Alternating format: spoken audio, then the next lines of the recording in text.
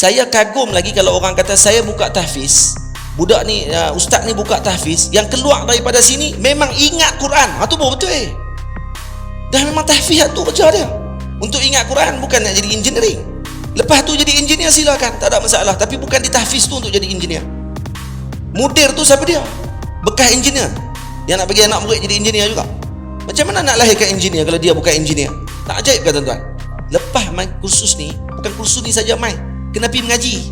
Bawa anak bini tu pergi mengaji di masjid, pergi jumpa dengan tok-tok guru mengaji. Tu baru menikah. Kita menikah ni bukan seronok duk pergi Tesco ya. Bila tok guru buat keluar pandangannya, apa pandangan apa ni? Nah, saya duk baca tak jumpa pun. Baca utusan memang tak jumpa lah. Baca Facebook ni memang tak jumpa lah. Nak jumpa kot mana ya? Jadi kurang-kurang kita reti. Kata kita tak reti, insya-Allah tu pun dah tanda kita reti. Faham? Kita reti, kata kita tak reti, itu dalil kita reti. Boleh? Reti tak?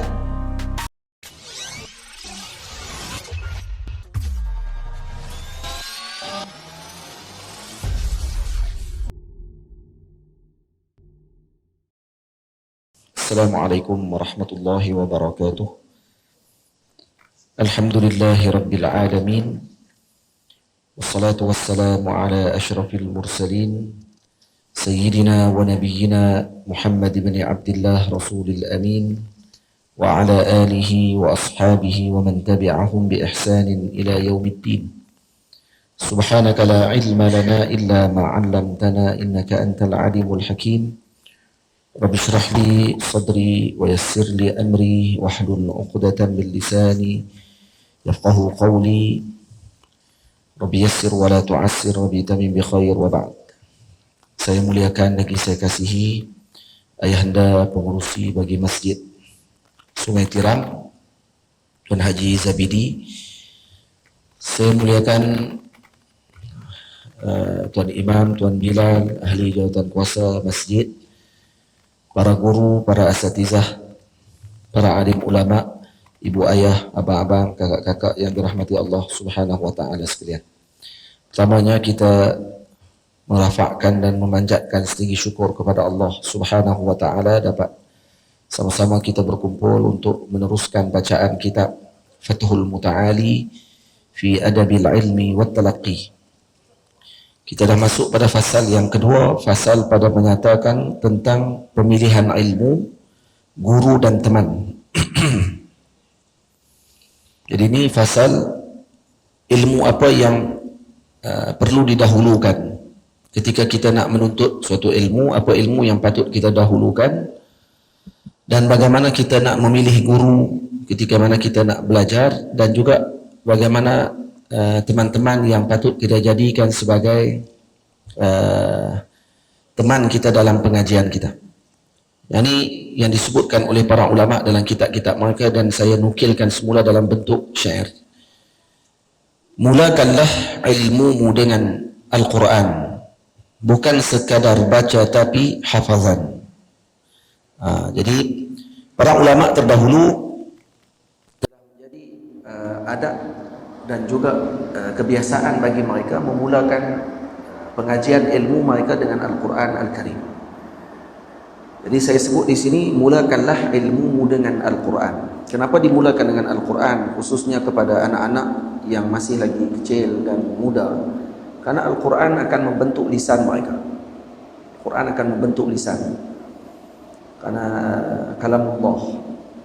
Dan dengan pembentukan lisan biasanya akan membentuk peribadi seseorang tersebut. Sungguh dalam bahasa Melayu kita sebut bahasa itu jiwa bangsa.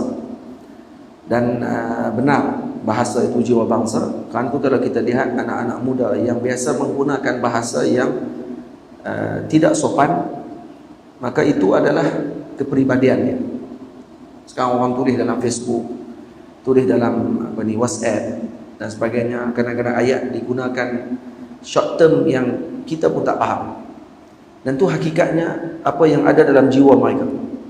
Sebab tu kalau kita tengok balik orang-orang tua dahulu bagaimana ucapan mereka, hatta digunakan bahasa sesama mereka pun berbeza.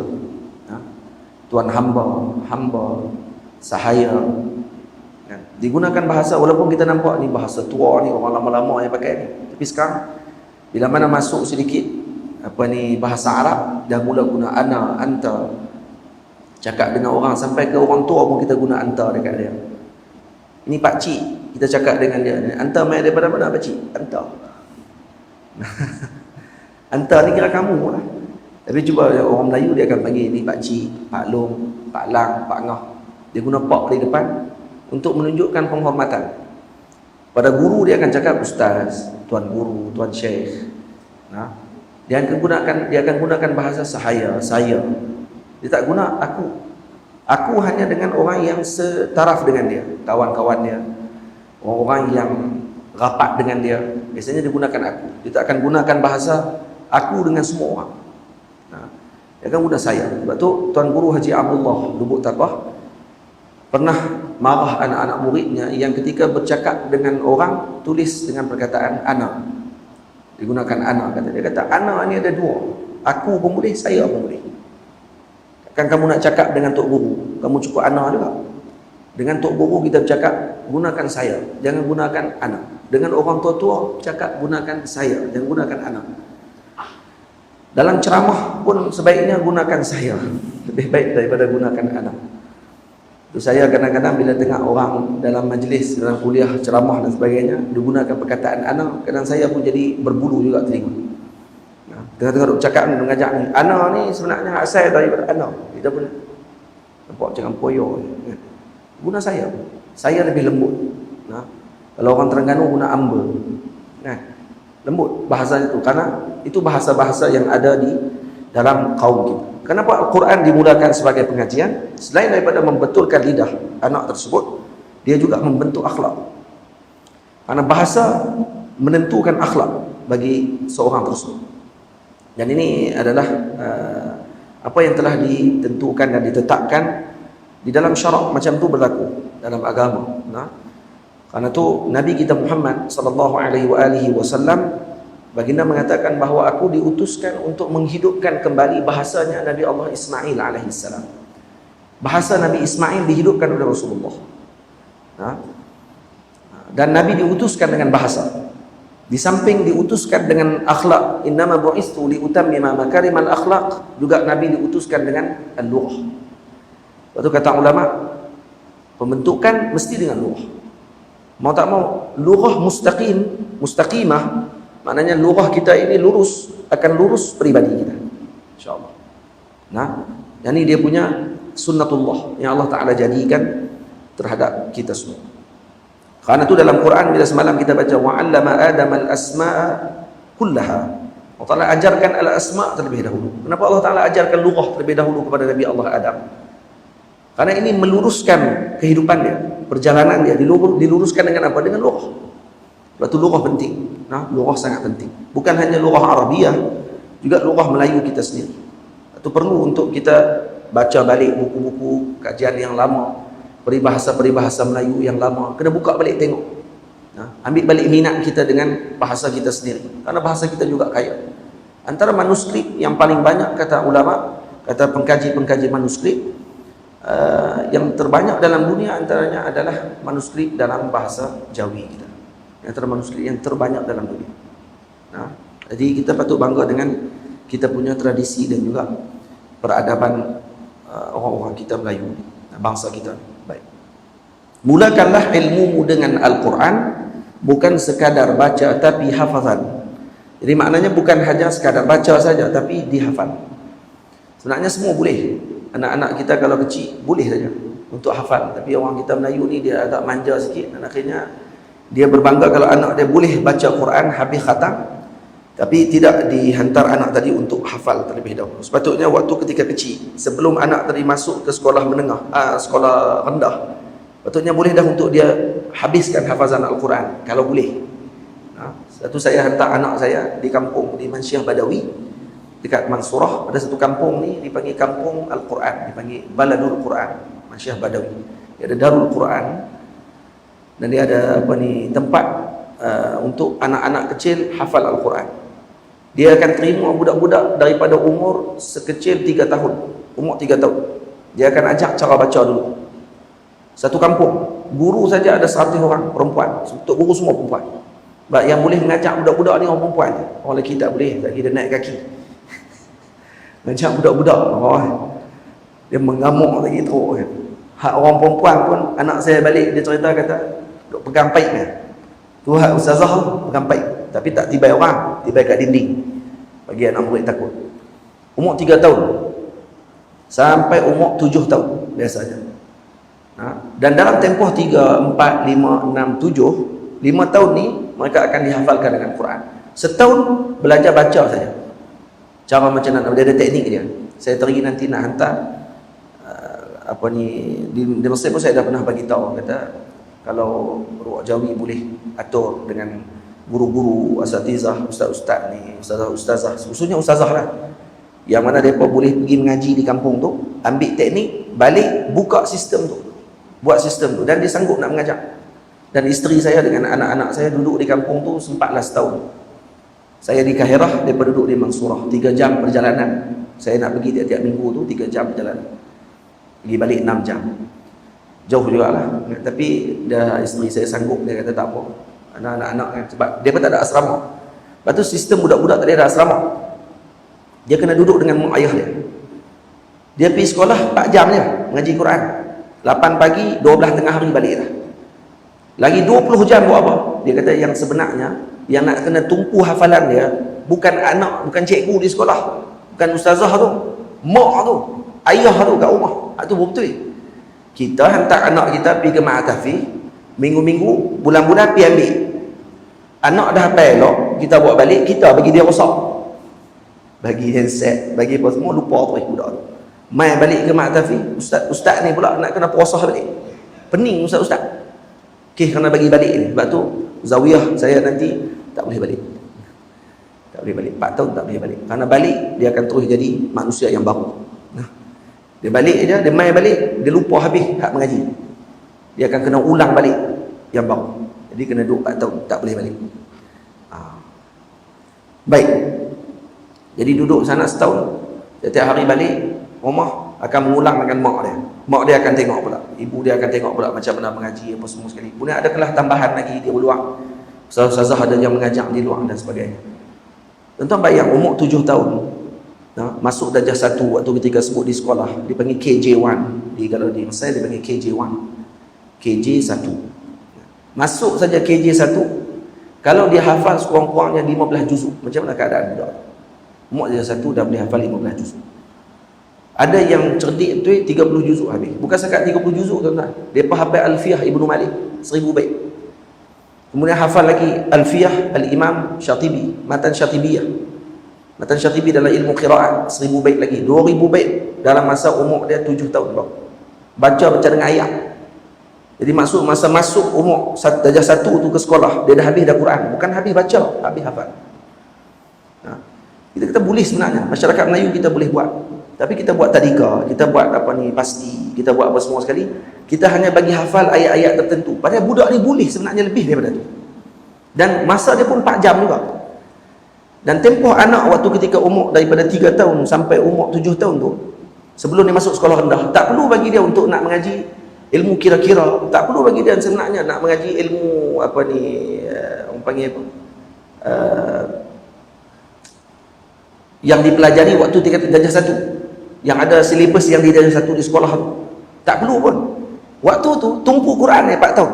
InsyaAllah khatam 30 juzuk. Tiap-tiap hari Quran.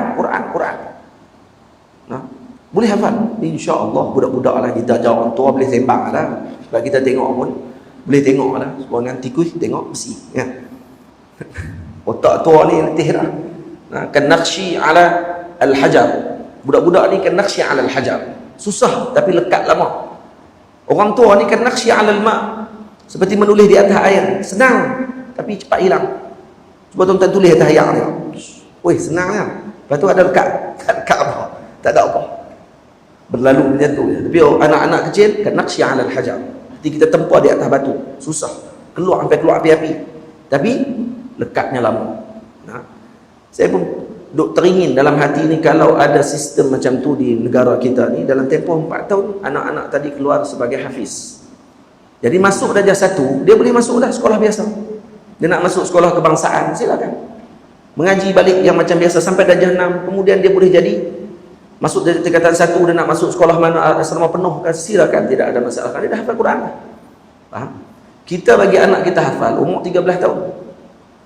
Nah, umur 13 tahun budak tu dia dah ada otak dia nak pergi ke mana dah. Nah, dia dah ada hadaf hidup dia. Tengok kawan dia pergi sekolah ni, kawan dia tengok dia nak kena pergi ke sekolah hafal Quran. Dia akan nanti jumpa kawan dia balik, dia dah mula boleh bersembang waktu tu. Sekarang ada Facebook, boleh tengok kawan dia buat macam ni, kawan dia buat macam ni. Dia kena duduk dalam dunia dia pada waktu tersebut. Akhirnya masuk tingkatan 5, mak ayah dah nak mula nak bawa keluar. Anak tak habis lagi 30 juzuk, tapi mak ayah dah nak bawa keluar, kata nak ambil SPM. Hak ni jadi dilema kepada para guru tahfiz. Dia kata ni masalah paling besar bila mak ayah kerja nak bawa keluar anak, nak suruh ambil SPM. Pada hari tu masa mula-mula hantar kat kita dah letak syarat kena habis 30 juzuk dulu. Dak, dia tak ingat dah. Dia nak kena ada anak nak kena ambil SPM. Kenapa jadi macam tu? Kerana kita masuk lewat. Budak-budak kalau daripada kecil umur 3 tahun mula boleh bercakap, terus hantar hafal Quran, apa akan jadi? Waktu tersebut biasanya umur 7 tahun, 4 tahun tu biasanya dah boleh hafal, kerana budak sangat cepat. Anak saya Muhammad Abu Nur duduk dengan guru dia, pada mula dia mengaji, ustaz dia hanya ulang 3 kali saja ayat Quran. Sekali duduk baca 5 ke 6 ayat dan diulang, dia dengar, duk main, tapi boleh ulang balik. Maksudnya cepat, kuat ingatan sebenarnya. Budak-budak memang laju. Mana-mana budak macam tu, sebab folder dia masih lagi kosong. Waktu tu lah nak isi bahasa. Kalau folder tu diisi dengan bahasa Al-Quran, dengan bahasa Arab pada waktu tersebut, macam mana keadaan dia? Waktu tu nak isi dengan bahasa Inggeris. Bahasa Inggeris kita boleh isi. Budak boleh cakap fluent, boleh cakap bahasa Inggeris laju. Tapi Quran tak ingat. Baca Quran tak boleh. Itu kena dahulukan macam ulama dulu buat. Yang tu yang dilakukan oleh para masyayikh dahulu. Natamanna, kita berharap dengan perkara tersebut. InsyaAllah moga-moga nanti akan ada perkara tersebut. Tapi bukan semua orang boleh buat yang tu. Kalaulah ada guru-guru perempuan yang ada majmuah, kelompok mereka ni boleh buat tempat yang macam tu, dan di setiap kampung tu, tuan bayangkan di kampung tu saja ada majlis tu. Kampung. Dalam satu Mesir, saya dah duk tengok, duk cari ni, akhirnya jumpa dengan Syekh Mustafa An-Nadwi. Syekh Mustafa An-Nadwi yang bagi cadangan masuk ke situ. Sebab di Mesir, hatta di Qahirah, tidak ada tempat yang macam tu. Satu kampung, semua hantar anak mengaji Quran di situ. Satu kampung. Tuan-tuan tahu gaji yuran dia berapa sebulan? Mula-mula saya bawa masuk anak saya, yuran 10 genih. RM2.05 sebulan. Yuran RM2.05. Lepas tu dalam beberapa bulan lepas tu, nampak teruk sangat dah ekonomi, naik sikit 50 genih. 50 genih baru RM10. Lebih kurang lah, lebih sikit. Lepas tu baru dia naik sikit 100 lebih. Tu pun bagi kita tak ada apa dah tu. Tapi orang kampung marah. Apa naik 100 pun, kita kata tu dia RM25 sebulan pun kira apa ni. Tapi anak-anak dihantar semua ke situ. Kita kalau buka tahfiz, bukan orang kampung tu main mengaji. Orang luar daripada mana tu main. Orang kampung buat tak tahu ya. Nak suruh tutup tahfiz lagi ada. Buat cari pasal, tanah kena tutup, jalan dan bagi masuk, jangan duk bagi parking. Itu yang berlaku kan. Baik. Jadi budak-budak kampung tu kalau tengok semua boleh dikatakan budak-budak itu semua hafal Quran. Budak-budak kecil hafal Quran. Kita teringin benda tersebut berlaku, dan selepas tu jadi mengaji dalam bidang apa sekalipun. Saya jumpa bawa van. Umur 18 tahun. Saya tanya dulu mengaji di Darul Quran? Dia kata ya, mengaji Darul Quran.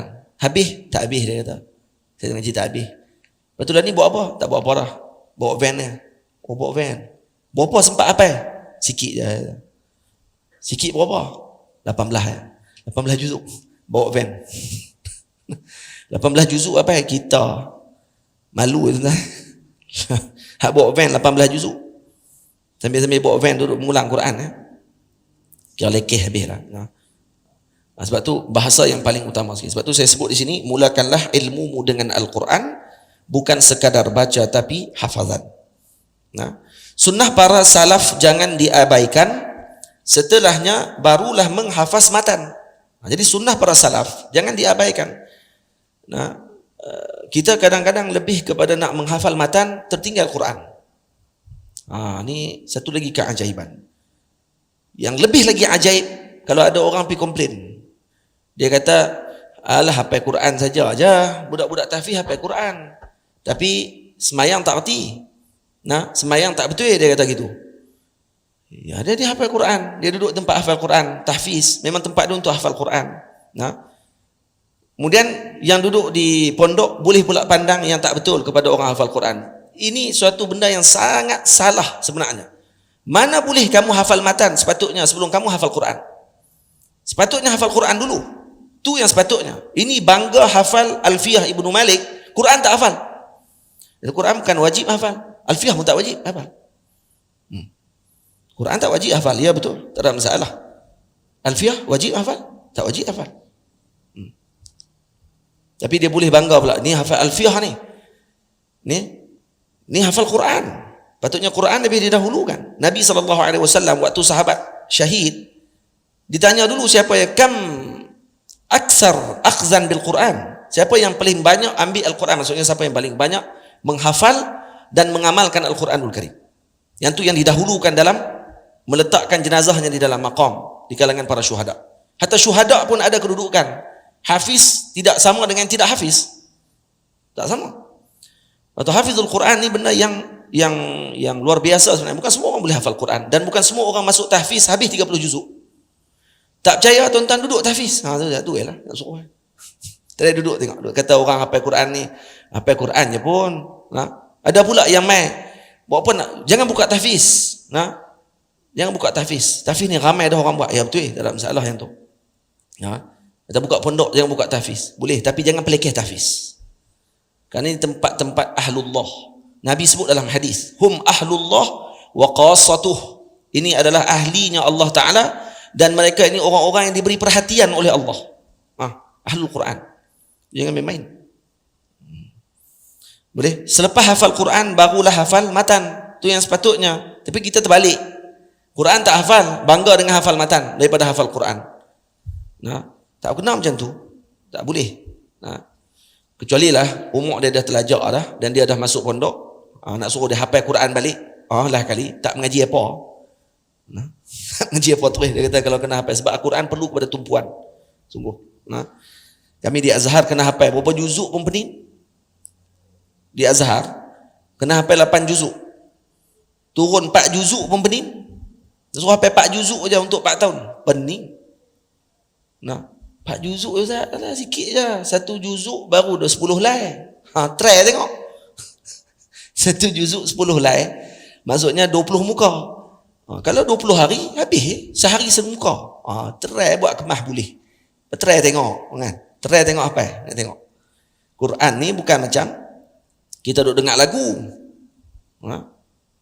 Quran ni dia lebih liar daripada unta yang kita ikat. Kalau tak ikat lagi balik, tak pergi duk tengok dia, hilang unta tu. Macam itulah Quran. Dia akan lari terus daripada tuan dia. Faham? Lepas tu kawan saya hafal Quran, tapi mengulang tiap-tiap hari berapa juzuk? 5 juzuk sehari kena ulang. Sebelum pergi kerja tu, ulang dulu 5 juzuk. Sambil-sambil duk lari atas treadmill tu, dia pun duk bersenam juga. Sambil duk berlari tu, ulang 5 juzuk dulu, baru pergi kerja. Tu kena rutin. Dia kata kena disiplin, kalau tidak tak ingat Quran. Dia kata tu orang yang dah hafal Quran. Sebab tu paling saya pelik orang buka ma'at tahfiz untuk nak keluarkan profesional. Ni memang ajaib lah. Ni satu lagi keajaiban, buka ma'at tahfiz tapi nak lahirkan profesional. Lepas tu ramai pula orang sokong, kata hebat ma'at tahfiz ni, melahirkan profesional. Profesional apa ni maksudnya ni? Dia ma'at tahfiz tapi dia tak tumpu hafalan Quran dia nak bagi anak murid dia jadi engineer. Baik macam tu, tak payah buka tak payah buka tahfiz. Buka makmal engineering. Tu baru betul. Yang buka tahfiz, buka makmal engineering. Saya kagum lagi kalau orang kata saya buka tahfiz, budak ni ustaz ni buka tahfiz, yang keluar daripada sini memang ingat Quran. Tu baru betul. Dah memang tahfiz tu kerja dia. Untuk ingat Quran, bukan nak jadi engineering. Lepas tu jadi engineer silakan, tak ada masalah, tapi bukan ditahfiz tu untuk jadi engineer. Mudir tu siapa dia? Bekas engineer yang nak bagi anak murid jadi engineer juga. Macam mana nak lahirkan engineer kalau dia bukan engineer? Tak ajaib ke tuan-tuan? Ini saya paling pelik orang-orang yang nak buka tahfiz tapi nak keluarkan anak murid dia, contohnya jadi YouTuber. Kok mana?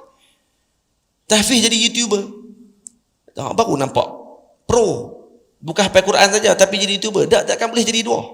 Sama ada dia akan jadi YouTuber saja ataupun dia akan jadi hafiz. Salah satu.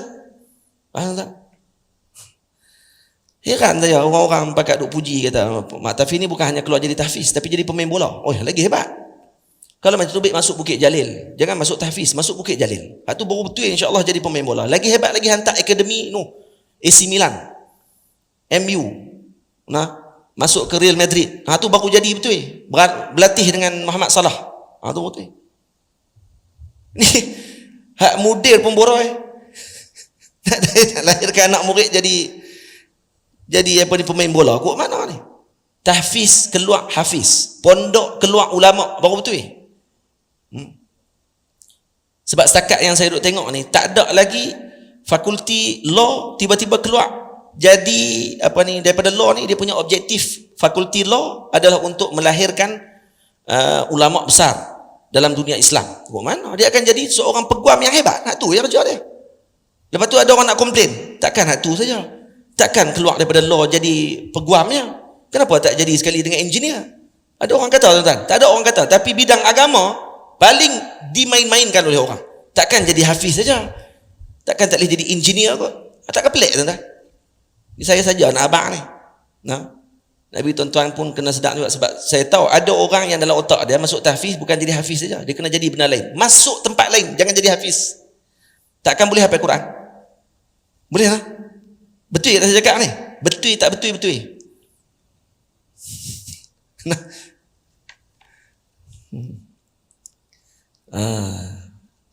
Saya cukup geram. Orang yang gunakan pendidikan agama ni untuk tujuan lain. Baik, menghafaznya perlulah ikut turutan, bertemulah guru, ambillah panduan. Jadi kalau nak hafal Quran, nak hafal matan dan sebagainya, hafal Quran dah selesai ni. Yang saya maksudkan pada bait yang ke-39 ini, menghafaznya perlulah ikut turutan. Nya tu kembali kepada mana? Kepada matan. Menghafaznya iaitu nya matan. Maksud menghafaz matan perlulah ikut turutan. Maksud ikut turutan yang ditetapkan oleh guru. Jadi bertemulah guru, ambillah panduan. Bertemulah guru, ambillah panduan. Jadi kena ambil panduan daripada guru. Jangan hafal semua matan kalau nak hafal. Jadi kalau tok guru kata kamu hafal dulu matan Ajurumiyah. Bukan Jurumiyah. Ajurumiyah. Hafal matan tu dulu. Jangan pindah matan lain lagi tak habis matan tu. Itu sepatutnya. Faham? Itu contoh yang saya bagi itu. Itu salah kalau kata kita buat hafal matan semua kita nak apa? Kita mengaji sulam mantik. Kita mengaji matan Abi Syuja', kita mengaji Baiquniyah, kita mengaji matan Jurumiyah. Kita hafal sekali pak-pak ni. Hafal ni sikit, hafal ni sikit, hafal ni sikit, hafal ni sikit. Semua tak ingat. Dia kena habiskan satu-satu. Itu yang saya maksudkan, menghafaznya perlulah ikut turutan, bertemulah guru, ambillah panduan. Sebelum menghafaz betulkan bacaan agar tidak hafaz dengan kesalahan. Jadi sebelum hafal matan, lebih-lebih lagi Al-Quran, maka betulkan dulu bacaan kita. Sebelum nak hafal, betulkan bacaan. Sebab ada matan yang salah. Kita cetakkannya salah. Bukan matan tu salah, cetaknya salah. Jadi kita bila menghafal yang salah, kita akan meneruskan kesalahan tersebut. Faham tak? Dan dia ada lagu dia. Maka perlu jumpa dengan guru dulu, baca dulu dekat dengan guru, kemudian baru dihafal selepas itu. Jadi maksudnya sebelum kita hafal mana-mana matan, kena baca dulu matan tu sekaligus di depan guru kita dulu. Guru betulkan dulu baris, betulkan dulu bacaan, baru mula hafal. Jadi bukan terus buka beli kitab matan hafal sendiri. Tak, bukan macam tu. Saya minta maaf ini sebab kitab ni adab dalam menuntut ilmu. Jadi saya sebab tujuan kitab ni untuk nak lahirkan para ilmuwan. Maka saya susun dalam bentuk macam tu. Macam mana kita nak hafal apa semua. Jadi ibu ayah yang kata kami ni, kami bukan nak mengapai dah Ustaz dah duduk syarah buat apa? Tak, untuk ibu ayah pula syarah kepada anak-anak cucu pula. Ni macam mana nak hafal nanti? Di apa ni kalau masuk ke pondok dan sebagainya, bukan semua kita nak harum. Nak kampus semua lah kali semua tak hafal. Sebelum menghafaz betulkan bacaan agar tidak hafaz dengan kesalahan. Kenapa saya sebut hafalan? Kerana ini kemuliaan kepada orang-orang yang menghafal. Karena kata para ulama, al-hafiz hujjatun liman lam yahfaz. Al-hafizu hujjatun liman lam yahfaz. Jadi orang yang menghafal itu akan menjadi hujjah kepada orang yang tidak menghafal. Jadi kita hafal matan, orang ini tak hafal matan. Waktu ketika diminta untuk keluarkan pandangan, kita keluarkan matan tadi. Nah, tuan-tuan faham matan tu berapa? Matan tu dia punya orang panggil apa? Matan apa dia nak terjemah? Apa dia terjemah matan ni? Teks, teks yang ringkas dalam satu-satu ilmu. Dan ulama ni tidak tulis matan melainkan setelah mana dia dah melihat yang paling utama untuk dijadikan sebagai teks hafalan tersebut. Macam kitab saya ni, ini dikira matan ni. Ni matan. Syarahan dia yang syarah ni. Sebab tu kadang-kadang ayatnya ringkas dan perlu kepada syarah. Contoh kepada matan. Macam inilah yang saya buat ni contoh kepada matan. Kalau tuan-tuan buka Ajurumiyah ada berapa lay saja. Nah, ada berapa lay kecil sangat kitab dia. Tapi disyarahkan sampai sekarang tak habis-habis oleh para ulama. Nah, ada peringkat dia pula syarahan, ada peringkat yang rendah, ada peringkat yang pertengahan, ada peringkat yang tinggi. Itu satu kitab saja. Matan yang sama, syarahan berbeza. Nah, baik. Jadi sebelum kita hafal, betulkan dulu bacaan. Ini yang dipesan oleh guru saya, Maulana Syekh Ahmad Mamduh hafizahullah taala. Sebab untuk tidak kita hafal dalam keadaan berlaku kesalahan pada cetakan atau tersalah dalam bacaan kita. Karena itu nanti akan berterusan. Sebab itu jangan kita hafal selagi mana kita tidak betulkan dulu bacaan di depan para guru terlebih dahulu. Ilmu tauhid wajiblah dipelajari. Ini baru saya masuk kepada apa ilmu yang patut kita mengaji. Setelah mengaji Al-Quran dan selain daripada kita menghafal, dan ada orang yang tidak mampu hafal. Ada orang tak mampu hafal. Dia hafal, try hafal tapi tak boleh. Maka mana yang dia nak kena buat? Kata para ulama, kalau dia boleh hafal ni bonus. Tapi kalau tidak boleh hafal, memaham itu lebih utama. Faham tak? Faham ilmu tersebut dengan sungguh-sungguh, itu lebih utama daripada hanya sekadar menghafal tidak faham. Faham tak? Itu maksudnya. Al-Imam Subki rahimahullahu ta'ala, Syekhul Islam, tidak boleh hafal. Kata dia, saya sangat sukar hafal. Payah nak apa kata dia. Al-Imam Al-Mahalli, Jalaluddin Mahalli, pengarang kitab Tafsir Jalalain, tidak hafal Quran. Karena beliau tak boleh hafal. Saya tak boleh kata, tak ingat. Tapi dia buat kitab Tafsir Jalalain. Tapi dia buat kitab Kanzur Raghibin. Kitab fiqh antara yang paling payah dalam dunia pengajian fiqh Syafi'i. Nah, Kanzur Raghibin. Nah, kitab Kanzur Raghibin ni kitab yang paling payah, dia syarahan yang paling daqiq bagi kitab Minhaj Al-Imam An-Nawawi rahimahullah. Sehingga kitab-kitab yang lahir selepas itu seperti Mughni, Tuhfah, Nihayah, kesemuanya mengambil saduran daripada Kanzu. Semua ambil sikit daripada kitab dia. Mesti ambil juga. Tak boleh tinggal kitab tu. Dan Imam Mahalli, pengarang kitab tersebut, kata dia, saya tak boleh hafal. Tapi dia Imam Mahalli, imam agung.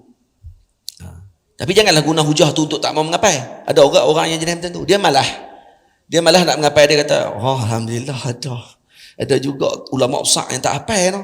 Saya tiru waktu lah. Dia kata, ini orang panggil himmahnya tidak aliyah. Kalau kamu nak tiru, kamu jadi betul Imam Mahalli, tak apa.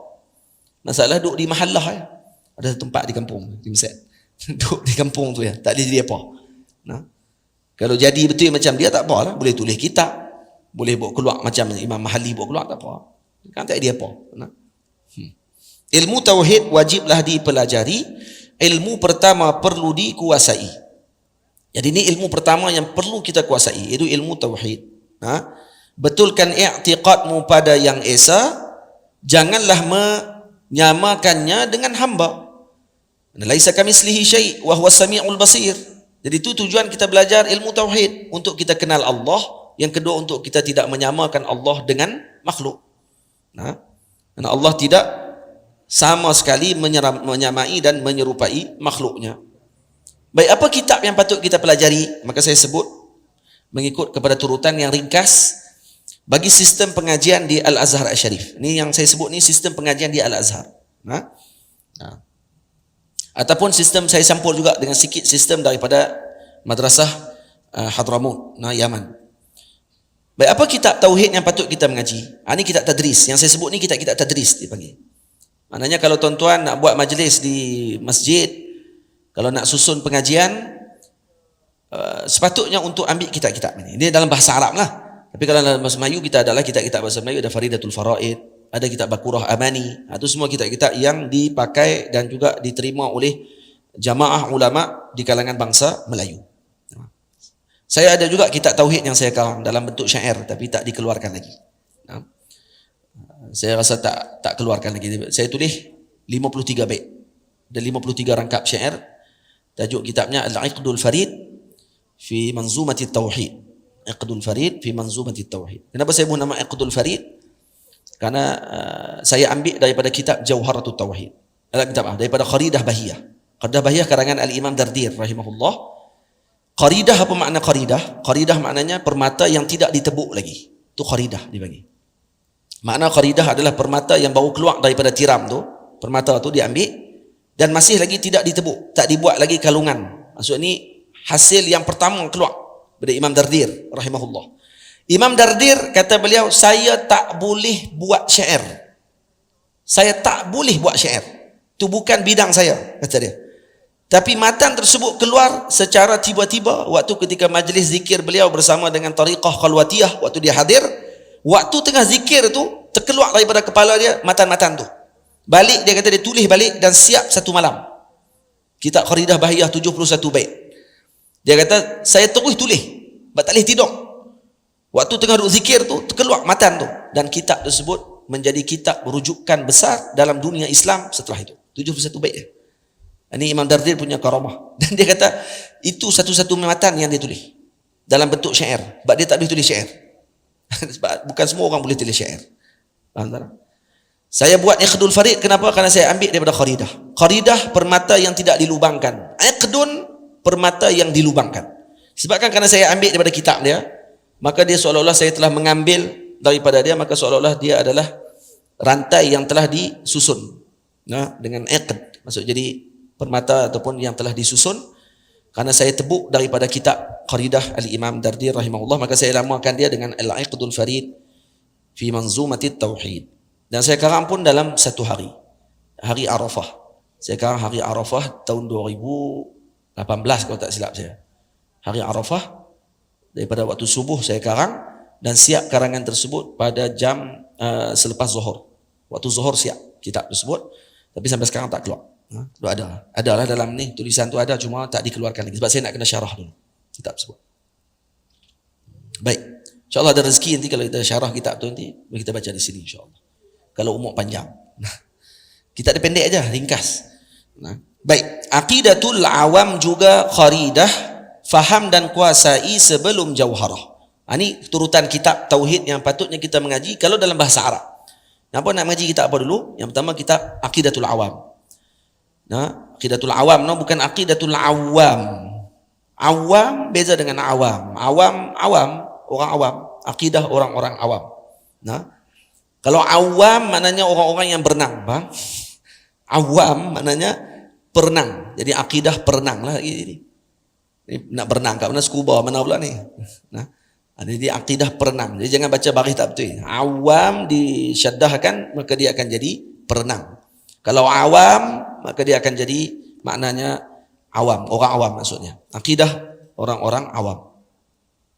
Jadi ini akidah ni disyarahkan, ditulis oleh Al-Imam Allahumma salli ala Sayyidina Muhammad Al-Marzuqi rahimahullahu ta'ala. Sidi Ahmad Marzuqi juga dikarang oleh beliau dalam satu malam.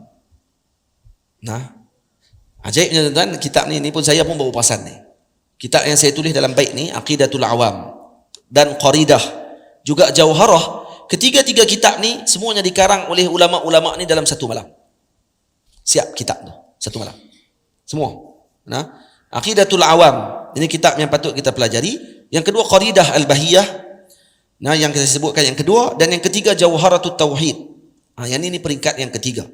Ini pun dikarang oleh Al-Imam Al-Laqani rahimahullahu ta'ala dalam satu malam. Ini ilmu wajib untuk difahami agar tidak taklid buta, tak mengerti. Kenapa wajib mengaji ilmu tauhid? Agar kita tidak menjadi orang yang hanya muqallid, ikut-ikutan sahaja dalam akidah kita. Bukan betul kita memahami ilmu tauhid tersebut, bukan hanya ikut, tidak taklid di dalam ilmu tauhid. Ini berlaku perbahasan di kalangan ulama. Ada 6 pandangan ulama terhadap muqallid dalam ilmu tauhid. Ini orang yang hanya ikut-ikutan. Kalau dia tak belajar ilmu tauhid, sekadar sekurang-kurangnya dalil ijmal. Dia tahu dalil ijmal. Apa dalil Allah wujud? Dia sekurang-kurangnya dia kata ada alam ini. Oh, okey, dalil ijmal dipanggil. Ada alam, dalil wujudnya Allah. Nah, apa dalil Allah Taala qidam? Apa dalil Allah Taala baqa? Kurang-kurang dia boleh jawab. Nah, walaupun dia tak boleh nak mendalam. Kalau datang syubhat, dia tak boleh nak tolak. Maka kalau macam tu, dia dikira sebagai hanya orang-orang yang permulaan dalam ilmu tersebut. Jadi permulaan dalam ilmu maknanya apa dia? Dipanggil mubtadi. Permulaan dalam ilmu, yakni man lam yastati' an yatasawwar masail. Yani orang yang tidak mampu untuk menggambarkan masalah tersebut. Kita hadir dalam satu pengajian, contohnya ilmu nahu. Bila orang tanya ke kita, apa dia perbahasan dalam ilmu nahu? Kita tak tahu. Tapi saya tahu nahu ni dia nak betul baris belakang. Dalam pengajian kita baca dia betul baris belakang. Oh, maksudnya, tapi bila orang tanya nak suruh tasawur masail, tu boleh tak tolong kamu taswirkan, gambarkan satu masalah kepada saya untuk kamu, saya nak faham apa dia itu nahu. Oh, dia tak tu tak mampu lagi. Maka hada mubtadi. Ini permulaan dalam ilmu. Mutawassit, orang yang peringkat pertengahan pula apa dia? Yastati' an yatasawwara al-masaila walakin la yastati'u an yarudda man yastati' an yatasawwar masail wala yastati'u an ya'ti bil hujjah. Dia boleh untuk tasawur masalah. Ini yang peringkat kedua. Bila orang suruh bahas sikit, apa dia fa'il? Dia bagi contoh. Fa'il ni apa dia? Contohnya ja'a Muhammadun. Muhammad ni fa'il. Kenapa jadi fa'il? Dia boleh syarah fa'il tu sikit. Tapi bila orang datang sikit tashkik kepada dia, ataupun datangkan sedikit kekeliruan, dia tak boleh nak tolak. Oh, saya tak arti ni, mutawassit. Peringkat ketiga dia panggil muntahi. Muntahi ni peringkat tertinggi. Tinggi sikit. Peringkat ketinggi ni dia panggil man yastati' an yatasawwar masail wa yastati' an yarudda at-tashkik. Dia boleh menolak syak dan juga menolak hujah yang melawan dia dalam ilmu tersebut. Ataupun orang datangkan tashkik, datangkan keraguan kepada dia dalam ilmu tadi, dia boleh tolak balik. Maka tu dipanggil peringkat yang tertinggi dalam ilmu. Tu pun semua peringkat tadi, mubtadi, mutawassit, muntahi, kesemua ni ada peringkat dia pula. Mubtadi ada mubtadi ula, mubtadi tsani, mubtadi salis. Mutawassit pun ada ula, tsani, salis.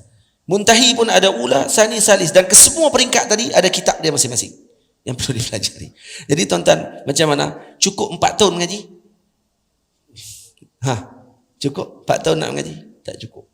Sebab tu Al-Azhar Asy-Syarif pada zaman dahulu, untuk habis sampai kepada peringkat peringkat muntahi, sekurang-kurangnya kena berada di Al-Azhar selama 12 tahun.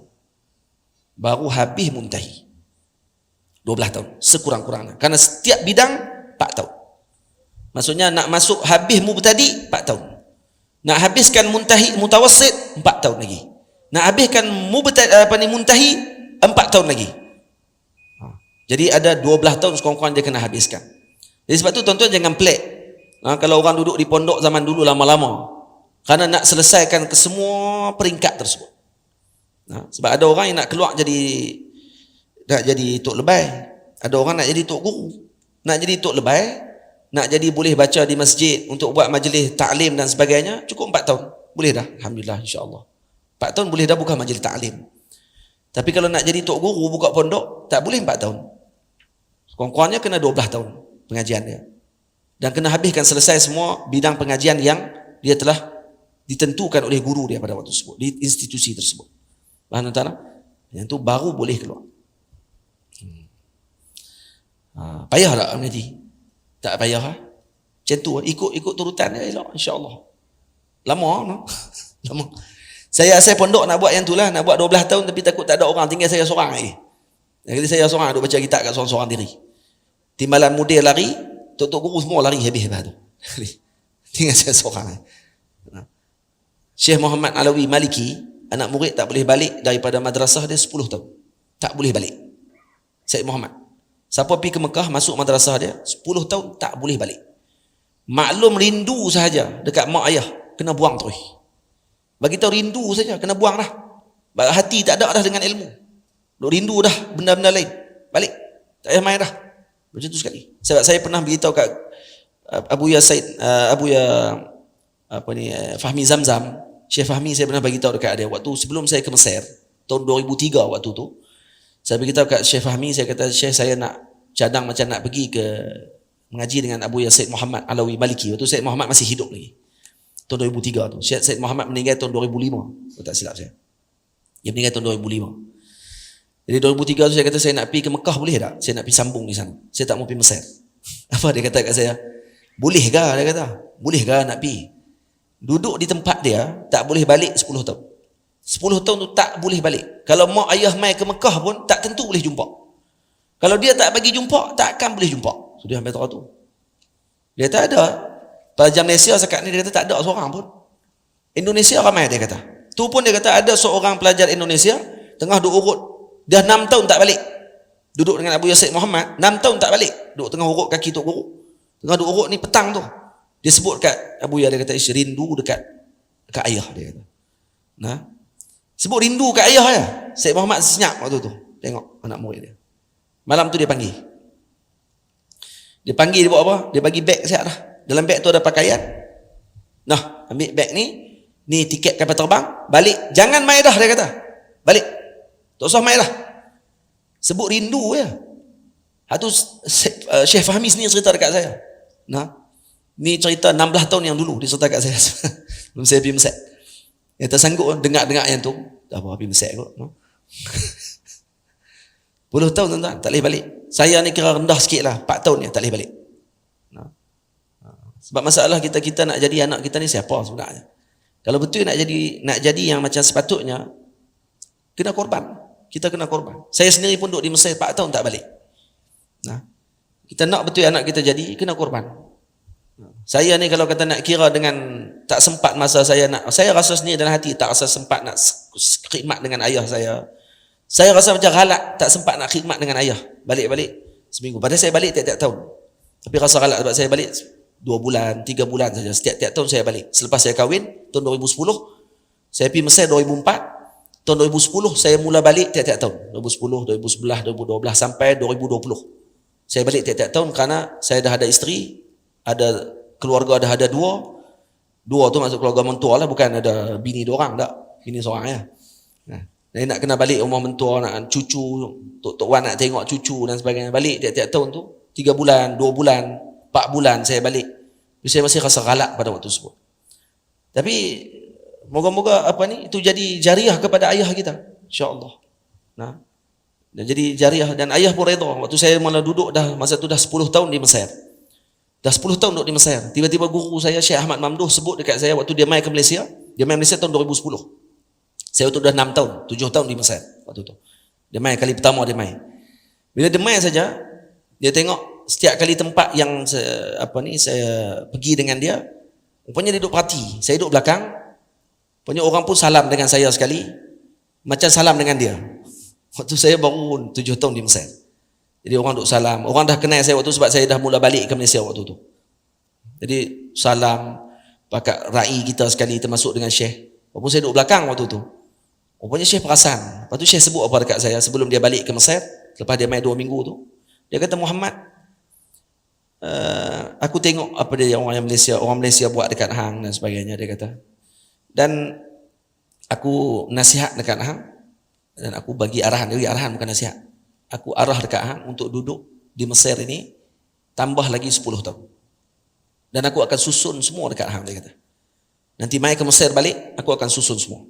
Dengan siapa hang akan mengaji, dekat guru mana yang hang akan pergi, kaza. Dia akan susun semua, dia kata kat saya. Tapi syarat kena 10 tahun. Dan jangan balik, kata dia, lagi mana aku tak bagi izin. Kalau kamu balik sebelum aku bagi izin, hang tak akan jadi apa, dia kata. Dia kata macam tu, ni yang disebut kepada saya. Waktu tu di Perlis. Saya masih ingat tempat dia sebut tu. Tempat dia sebut tu dalam kereta Ustaz Yusaini dekat dengan pasar tani, tempat makan pagi-pagi tu. Dekat dengan kawasan Kangak tu. Tu saya ingat betul tempat tadi, waktu tu dalam tu lah dia sebut, dan dia sebut tadi depan Ustaz Yusaini. Dan saya beritahu dekat mak, kata Syekh suruh duduk 10 tahun lagi. Saya cadang waktu tu, saya nak balik lagi 3 tahun. Cukup 10 tahun saya akan balik daripada Mesir. Maksudnya 2004, saya akan balik 2014. Saya kata, saya akan balik 2014. Dia kata, Syekh kata tambah lagi 10 tahun. Jadi, bila beritahu kat mak kata apa? Mak saya kata, tak apa, ikut Syekh. Ikut Syekh. Syekh kata macam tu, ikut dia. Dan mulai waktu tu lah, saya pergi ke Mesir, Syekh mula susun pengajian saya dan sebagainya. Dan rupanya lebih pada 10 tahun. Sebab Syekh janji dengan saya tu, dah cukup 10 tahun. Betul ya? 2010. Ya, cukup 10 tahun. 2020 sekarang. Betul. Saya pun tak sangka sebab saya setiap kali orang tanya semua saya baru 2 tahun duduk kat Mesir. Berapa tahun lagi dekat Mesir ni? Ada lagi 5 tahun. Tiap-tiap tahun 5 tahun. Dan cukup, rupanya cukup 10 tahun dengan Syekh. Baik. Betulkan i'tiqadmu pada yang esa, janganlah menyamakannya dengan hamba. Aqidatul awam juga qaridah, faham dan kuasai sebelum jauharah. Jadi kena faham dan kuasai dulu kitab Aqidatul Awam dan kitab Qaridah Bahiyah, barulah baca jauharah. Kata guru saya Syekh Muhammad Said Hambali hafizahullah taala, ketika kami belajar kitab Qaridah Bahiyah dengan beliau, kata dia, membaca Qaridah 10 kali lebih baik daripada kamu baca kitab Iji sekali. Faham? Maknanya kamu baca Qaridah 10 kali dan kuasai betul-betul, itu lebih baik, lebih kamu kuasai ilmu akidah ni dibandingkan kamu baca matan Iji sekali. Lebih baca Qaridah banyak kali daripada kamu baca 1 kali saja matan yang paling besar, kayaknya tak faham apa. Itu maksud Maulana Syekh Muhammad Said Hambali hafizahullah taala. Ini ilmu wajib untuk difahami agar tidak taklid buta, tak mengerti. Baik. Setelahnya belajarlah ilmu fikah. Buat faham ibadah dan muamalah. Baik, setelah belajar ilmu tauhid, maksud setelah di sini bukan maknanya kena ikut turutan mengaji tauhid dulu baru mengaji fiqh. Tak. Jadi setelahnya tu maksudnya pada segi turutan sahaja. Maksudnya apa ilmu yang patut kita susun, itu maksud saya. Bukan mengaji ini dulu baru mengaji ilmu ni. Tak. Sebab fiqh diperlukan setiap hari. Ilmu fiqh diperlukan setiap hari, itu maksud saya. Jadi ilmu fiqh kita belajar untuk apa? Buat faham ibadah dan muamalah. Buat faham ibadah dan muamalah. Baik. Ibadah dan muamalah saja, Ustaz. Mana munakahah? Kahwin mana? Mana bab jinayah? Sebab dalam fiqh ada 4 bidang. Ibadah, jinayah lah sekali. Ibadah, muamalah, munakahah dan jinayah. Jadi ada bab ibadah. Bab ibadah ni mula daripada ambil wudu, daripada bab alat-alat wudu, ayak dan sebagainya sampai bab haji. Selesai. Kemudian masuk bab muamalah. Ni mengaji bab bai'. Babul buyu', kitabul buyu', mengaji bab berniaga dan sebagainya. Apa perniagaan yang boleh, yang tak boleh, jenis-jenis perniagaan tu. Yang ketiga munakahah, kahwin. Yang keempat bab jinayah. Ini akan masuk bab qisas, akan masuk bab hudud, kemudian masuk bab berkaitan dengan qada dan sebagainya. Ini masuk bab ni. Baik, jadi 4 ni bidang dia. Jadi mana Ustaz sebut 2 je? Ibadah dan muamalah je. Itu macam mana? Saya kata ni bukan saya ringkaskan ni. Tak. Ini saya ambil daripada bahasa para ulama dulu. Ulama dulu, contohnya Al-Imam Syekh Taha Arabi Dusuki rahimahullahu taala, guru kepada guru-guru kami di Al-Azhar Asy-Syarif. Beliau sebut dalam kitabnya, dia kata mengaji ni, usul fiqh ni untuk kita faham ilmu fiqh dalam bentuk ibadah dan muamalah. Dia guna 2 bahasa je. Apa makna muamalah di sini? Muamalah di sini maknanya apa dia? Ghair ibadah. Muamalah maksudnya ghairu ibadah. Maksudnya bab muamalah ni bukan bab ibadah. Jadi termasuk dalam muamalah dalam istilah para ulama dulu, bermaksud dalam tu munakahah, bermaksud dalam tu jinayah, dan bermaksud dalam tu bab al-buyu'. Termasuk 3-3 sekali dalam bab muamalah. Jadi ini adalah bahasanya ulama dulu. Kalau tuan-tuan buka kitab-kitab turas dulu, kalau jumpa kata ada 2 perbahasan dalam ilmu fiqh. Yang pertama ibadah, yang kedua muamalah. Maksud muamalah sini apa dia? Ghair ibadah. Nah, iaitu yang bukan bab ibadah. Itu maksud dia. Boleh faham tak? Jadi saya sengaja kekalkan bahasa ini untuk bagi sekurang-kurang nanti tuan-tuan dapat kuncinya ketika membaca kitab-kitab yang kalau tuan-tuan jumpa nanti, rupanya ini. Muamalah ni, takut lagi kita kata, rupanya syekh ni, dia mungkin dia nak ringkahkan kitab dia kot. Jadi dia sebut dua ya. Padahal ada lagi bab munakahah, ada lagi bab jinayat. Dia tak sebut lah sebab dia nak ringkah kot. Ataupun mungkin tersilap cetakan. Itu bukan silap cetakan tu, kita tak arti. Faham tak? Padahal muamalah tu adalah istilah yang digunakan oleh ulama dengan maksud ghair ibadah. Itu maksudnya. Baik, sikit lagi kita baca. Baik, apa dia kitab fiqh yang patut kita pelajari mengikut turutannya? Safinatun Najah juga syarahannya, pelajarilah dengan sebenar cara. Baik, apa kitab yang pertama kita nak mengaji? Mengaji Safinatun Najah. Habis apa syarahannya? Nailur Raja, Kashifatus Syaja, Kashifatu As-Saja. Lagi ada kitab lagi, ada kitab banyak no? Kitab-kitab syarahan bagi Safinatun Najah. Nah, karangan Al-Imam Al-Hadrami radhiyallahu taala anhu. Beliau mengarang kitab Safinatun Najah dan disyarahkan oleh Al-Imam Said Ahmad Al-Syatiri dalam kitabnya Nailur Raja. Juga disyarahkan oleh Al-Imam Nawawi Bantani, Kashifatus Saja. Ada lagi syarahan para ulama yang lain yang baru dijadikan rujukan oleh para ulama bagi memahami Safinatun Najah. Safinatun Najah ni yang saya tengok antara syarahan terbaiknya Nailur Raja. Syarahan tinggi sikit dan banyak masail Kashifatus Saja. Syekh Nawawi Bantani. Tapi kalau tuan-tuan baca Nailur Raja saja, kalau diajar dengan cara yang betul, diajar oleh guru yang mempelajari Nailur Raja, insya-Allah khair. Tuan-tuan akan faham fiqh ni sangat mendalam. Cukup Nailur Raja. Jadi nama pun Safinatun Najah, Nailur Raja syarah kepada Safinatun Najah. Nail ar-Raja maksudnya kamu mendapatkan keinginanmu. Cukup dah kalau nak bagi faham fiqh secara peringkat permulaan, dah cukup dengan kitab tu. Nailu ar-Raja. Akan mendapatkan dengan keinginan kita tersebut. Orang-orang yang ingin akan mendapatkan perkara tadi. Habis Safinatun Najah dan syarahannya, kita nak mengaji kitab apa pula? Setelahnya Fathul Qarib, jangan leka, tuntutlah ia hingga pengakhirannya. Mengaji Fathul Qarib. Fathul Qarib adalah karangan daripada Al-Imam Abi Qasim Al-Ghazi rahimahullah, mensyarahkan matan Abi Syuja' Fathul Qarib. Dan terjemahan ataupun sedikit olahan yang terbaik dalam bahasa Melayu adalah kitab Matla'ul Badrin. Kalau tuan-tuan baca Matla'ul Badrin, hampir perbahasan dalam kitab tersebut diambil daripada Fathul Qarib. Boleh kata kebanyakannya daripada Fathul Qarib. Kecuali ada yang Syekh Daud Fatani keluarkan sedikit daripada masalah yang lain. Dan Syekh Daud, Syekh Wan, keluarkan daripada masalah-masalah yang lain sedikit. Adalah sikit-sikit saja, tapi kebanyakannya ambil daripada Fathul Qarib. Lepas tu, orang Melayu kita guna Matla'ul Badrin. Dulu saya ada buka kitab pedoman mengajar yang ditulis oleh Syekh Ahmad Al-Johori. Dia tulis buku pedoman mengajar. Ni tahun 1964 kalau tak silap saya. Cetakan Akademi Jawi.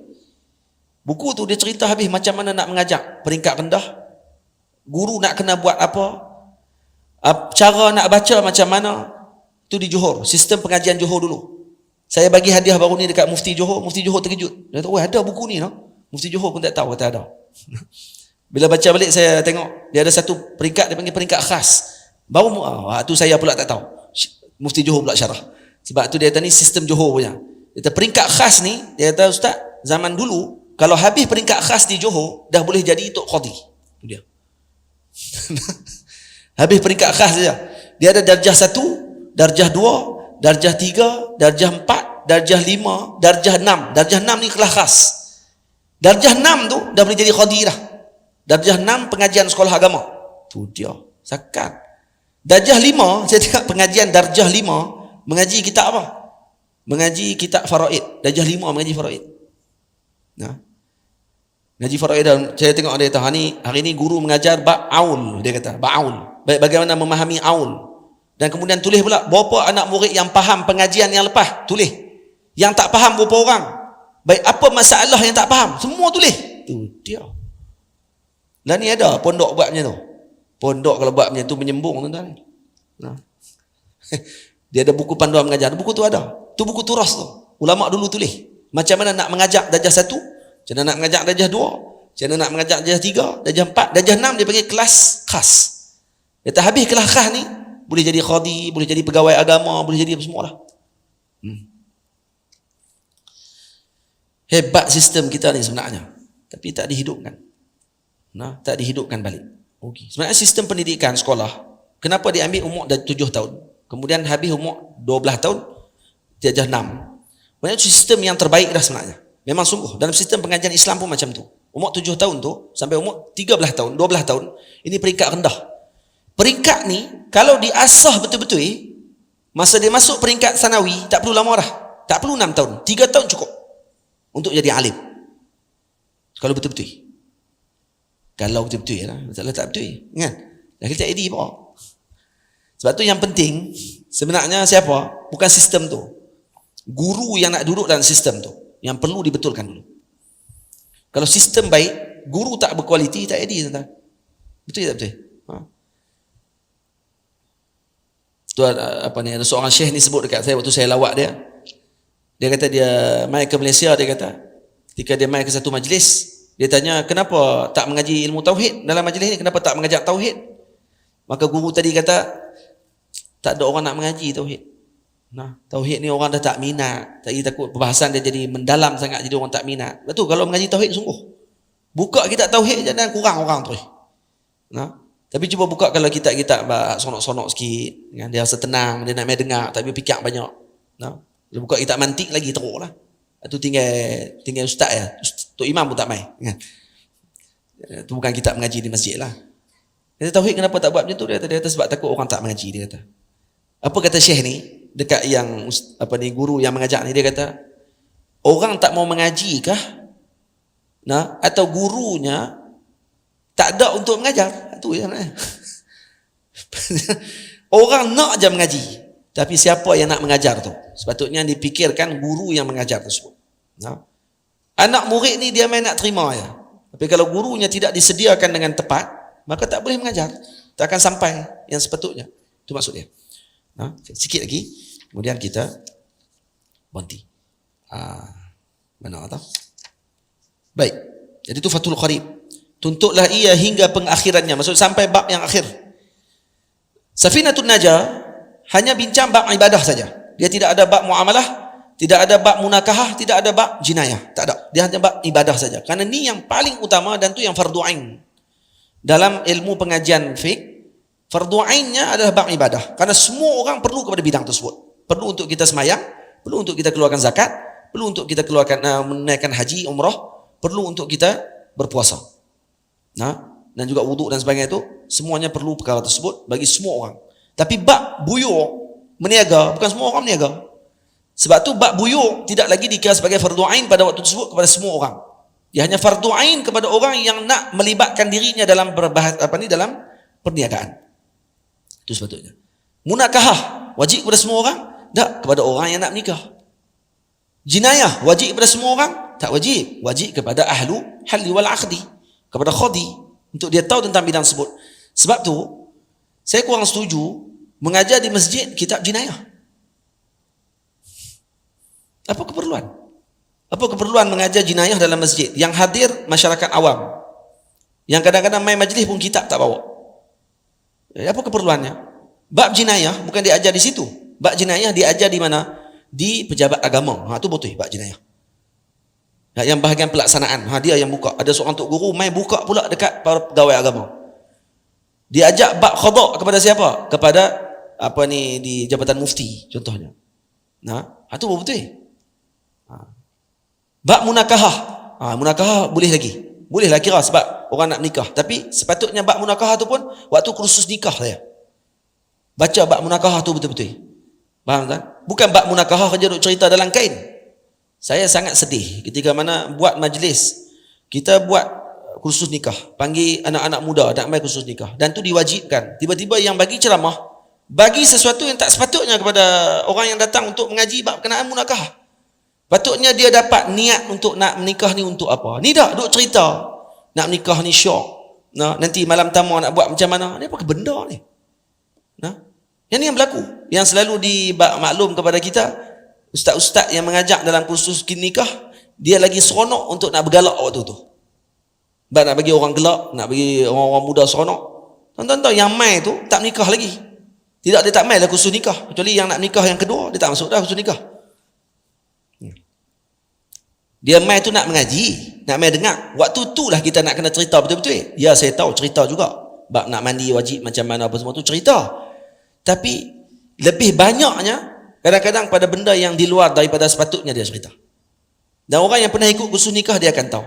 Saya tak pernah ikut. Itu yang saya nak beritahu. Saya dapat terus sijil nikah tanpa ikut kursus. Waktu saya nak menikah tu ni, dia pun keluar sijil. Tak perlu ikut kursus nikah. Tak apa, bagus kan?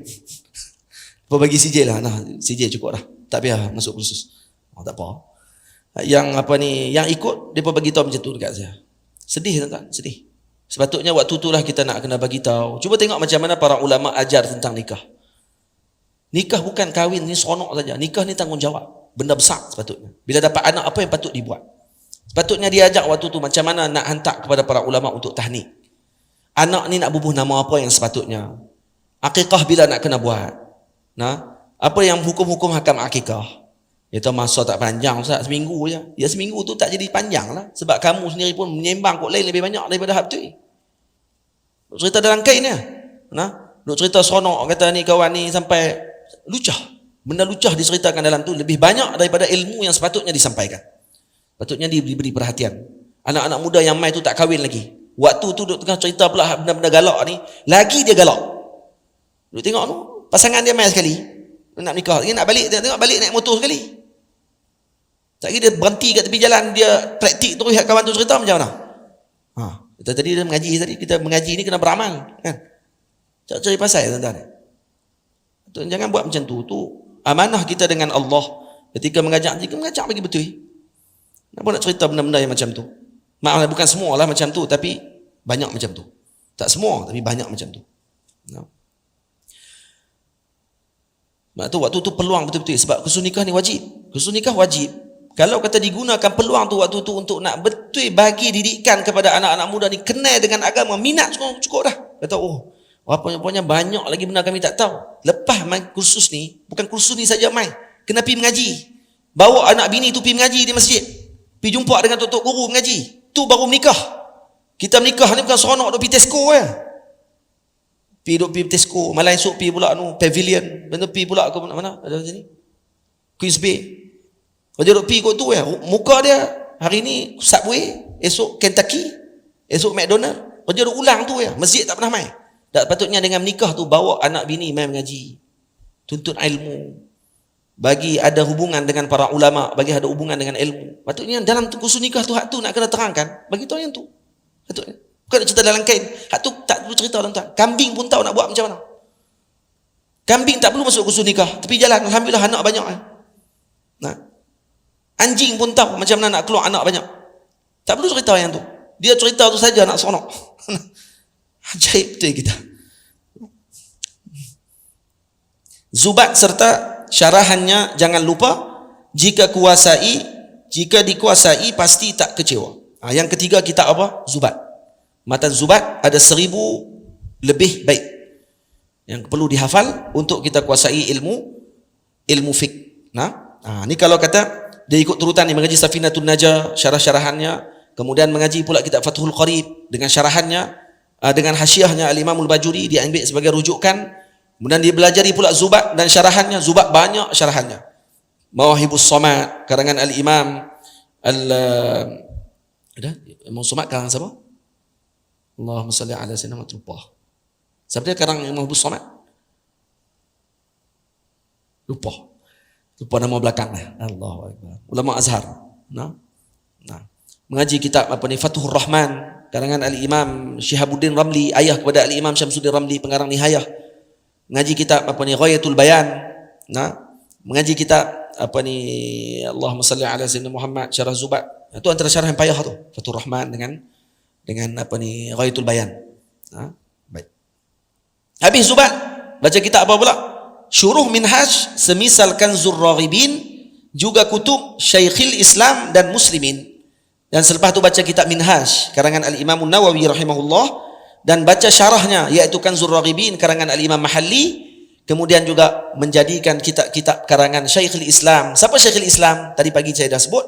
Syekhul Islam yang dimaksudkan di sini adalah karangan Al-Imam Zakaria Al-Ansari radhiyallahu anhu, seperti kitab Tuhfah, Allahumma salli ala sayyidina Muhammad, kitab Tuhfah yang dihasyiahkan oleh Al-Imam Syarqawi radhiyallahu anhu dalam hasyiah Syarqawi ala Tuhfah bagi kitab